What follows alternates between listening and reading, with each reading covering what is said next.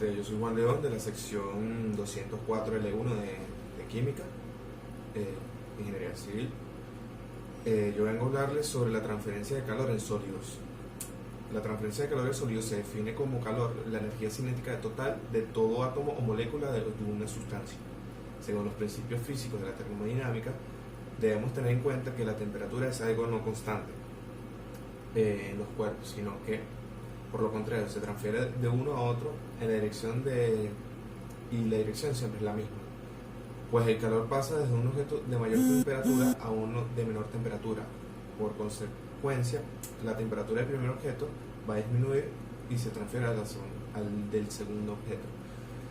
Existen fórmulas matemáticas que corresponden a la física y a la química para explicar cuando dos cuerpos producen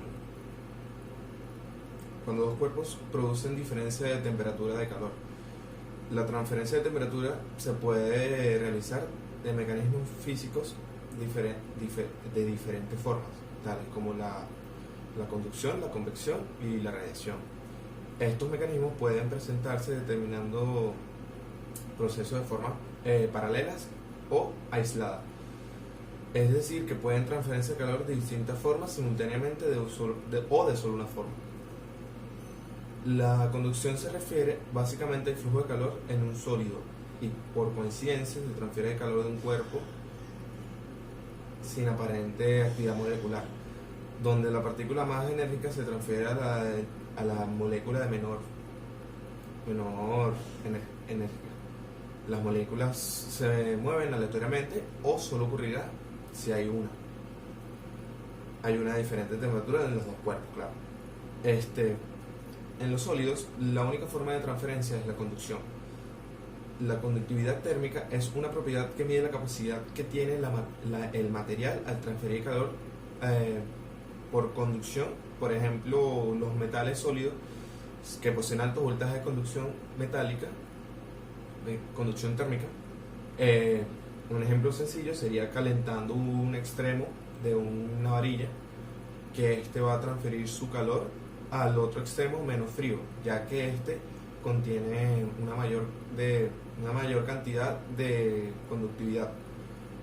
Esto se debe a parte del movimiento de electrones libres que transportan la energía de diferente temperatura, y esto también explica por qué son buenos conductores eléctricos y tienen buenos conductores de calor. Para comprender un poco más del concepto de la transferencia de calor en sólidos, debemos conocer las condiciones necesarias para que se dé el flujo estacionario de calor entre las dos caras del mismo objeto de diferente temperatura.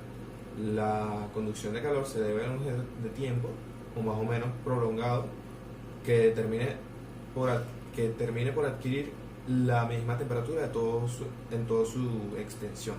En 1822, el matemático Joseph Fourier dio una expresión matemática que hasta hoy en día se conoce de la ley de Fourier de conducción de calor. Esta ley afirma que la velocidad de conducción de calor a través de un cuerpo por unidad de selección a través de un proporcional gradiente de temperatura que existe en el cuerpo.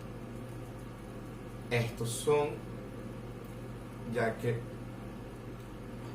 cuando en el medio sólido existe el gradiente de temperatura, el cual se transmite de una región de mayor temperatura a una menor temperatura.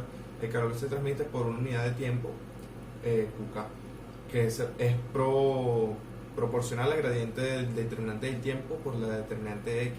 La determinante X sería la dirección del flujo de calor, y se multiplica por el área a través del cual se transmite.